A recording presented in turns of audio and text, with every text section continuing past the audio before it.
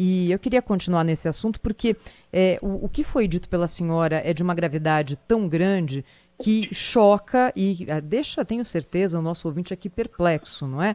A senhora disse, por exemplo, que crianças de 4, 5 anos estavam sendo utilizadas para crimes sexuais e que tinham os dentes arrancados para praticar sexo oral, entre outras coisas. Não vou aqui me aprofundar porque não quero chocar além da conta o ouvinte da Rádio Bandeirantes. É algo tão grave, tão agressivo, que é claro que quem ouve uma afirmação como essa se pergunta, existem elementos mesmo indicando que isso aconteceu?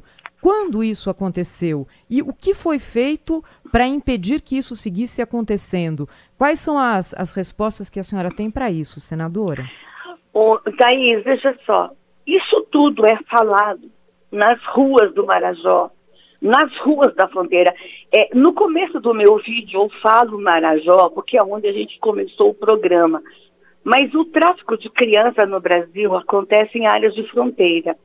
Se você observar a minha atuação como ministra, eu me concentrei muito no norte do país, porque o presidente Bolsonaro levou programas de desenvolvimento ao norte do país, como o programa de ampliação de energia elétrica para cidades do norte do país. Em áreas de fronteira, a gente ouve coisas absurdas, Thaís, com relação ao tráfico de mulheres e ao tráfico de criança. Essa coisa de que as crianças, quando saem dopadas e seus dentinhos são arrancados aonde elas chegam, a gente ouve nas ruas da fronteira. Na CPI, lá atrás, já se falava de que forma essas crianças são traficadas. Elas ficam dopadas 24 horas. Elas são levadas em caixas, são levadas em saco. Isso é, assim, ó, todo mundo na fronteira fala. Quando eu trouxe à tona, o pessoal se assustou. O que me deixa triste é imaginar que milhões de pessoas não sabiam disso. Mas isso já tem sido dito há muito tempo. E o Ministério Público, os delegados da região, recebem muito desses relatos. Mas então, investigações foram nesse sentido e comprovaram a existência desses crimes horrendos, senadora? Sim, existe comprovação, sim. Thaís, eu não falaria uma coisa que eu não tivesse documentos e provas, filha. Eu não sou louca. Ministra, agora o Ministério Público do Pará está pedindo explicações e documentos sobre esse assunto. A senhora vai encaminhar esses relatórios que a senhora está mencionando aqui para o Ministério Público lá do Pará? Deixa eu te falar uma coisa. Nós colocamos o Disque 100 dentro dos barcos nas regiões de fronteira para acolher o maior número possível de denúncias e elementos para encaminhar ao Ministério Público. Tudo que chegou nesses barcos, tudo que chegou na Ouvidoria Nacional foi devidamente encaminhado ao Ministério Público. Quando nós assumimos, nós fizemos acordos de cooperação técnica com todos os Ministérios Públicos da Fronteira e o Ministério Público Federal.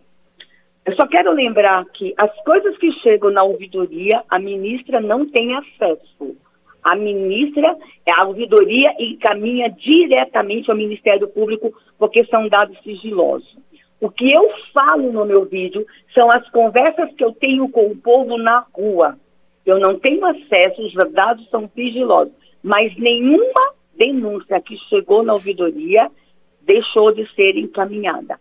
O que me causa estranheza é que o próprio Ministério Público, que acompanhou a CPI lá atrás, uma CPI feita pela Assembleia Legislativa do Pará, dizer que eu tenho que provar. É o Ministério Público que estava acompanhando. Eu crio um programa a partir das investigações já existentes. Imagine meu susto quando eu chego quando ministra e descubro que isso tudo está sendo investigado.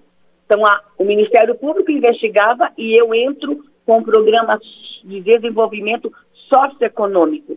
Eu não acabo com o tráfico sem energia elétrica. Eu não acabo com o tráfico sem geração de renda. Não acabo com o tráfico sem programas de conscientização. Esse era o meu papel. E o meu papel eu fiz. O papel de polícia e de investigação é da polícia e do MP. Agora eu quero que vocês entendam que nós estamos diante de um período político. O governo do Pará é extremamente contra o governo Bolsonaro. Então eu quero que vocês entendam que estão tensionando esse ponto que me deixa triste num período eleitoral. Vamos deixar passar a eleição? Vamos conversar sério, olho no olho, depois da eleição? Estão politizando um tema complicado. Então, vamos esperar passar a eleição. Eu não fiz isso em programa eleitoral. Foi um depoimento do meu coração dentro de uma igreja que, mais uma vez, vaza e vira uma politização. Mas vamos deixar passar a eleição, vamos sentar e conversar sobre isso. E vamos agora, gente, mudar o orçamento da União, que foi o que eu prometi. Vamos investir em área de fronteira agora. Vamos investir na Polícia Rodoviária. Vamos investir na Polícia Federal. Vamos rever a carreira desses policiais que estão na fronteira e que estão pagando um preço para evitar o tráfico. Vamos falar sério. Vamos enfrentar isso de forma séria. E eu prometo para vocês, serei voz e vou incomodar muito no Congresso Nacional. Quero nossas fronteiras protegidas. Ministra, o governo brasileiro tem alguma informação sobre o paradeiro dessas crianças? Quantas são? Para onde foram? Olha, a CPI de 2013, que tinha como relatora a deputada Lilian Sá, quando a CPI estava querendo ir ao Suriname e à Goiânia, a CPI foi interrompida. Ela pediu mais 180 dias para continuar a investigação nos países vizinhos. A CPI foi interrompida. E ela tem um livro sobre isso, e ela está, inclusive, Cláudio Humberto, à disposição para falar com vocês.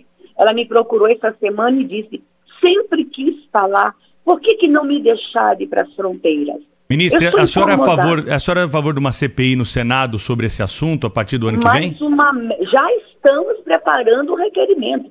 Eu, senador Magno Malta, senador Alan Rick, que é de área de fronteira, nós já estamos, e deputados já estão me procurando, que acham que tem que ser uma CPI mista, Câmara e Senado. Nós vamos ter que enfrentar isso de verdade. O único problema, né, ministra?